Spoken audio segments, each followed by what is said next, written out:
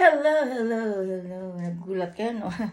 Ay, grabe. Para akong tutubi. Alam mo yung tutubi na, na, malaking mata. Parang ganun pala yun kapag naka-shades ka.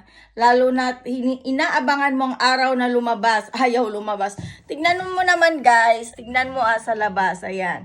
Nagpaplano akong lumabas. Diyos ko, Mio. Kanina, nung nagtulog-tulugan ako lumabas ang araw. Ngayon naman, na-ready na akong umalis. Si Araw, ayun. Ay, Sulinsky na Gemasay. Yun nga, hindi ko na makita. Nakatago na ang araw, anak ng hinayupak. Mukha ba akong tutubi? Tutubi nga ako. Tutubing nagsasalita. Ako ito, si Rods. Ayun lang guys.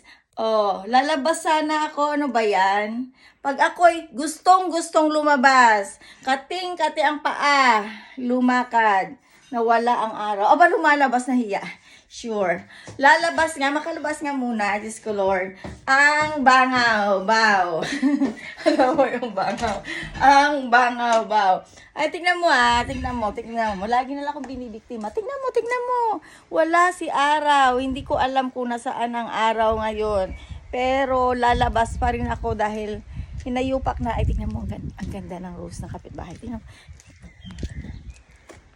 Oh, di ba? Astigan. Kapag lumabas yan pag lumabas yan dito, guys, dito sa ano na to, pag lumabas yan dito, ako ang may-ari niyan. Ay, doon sa loob.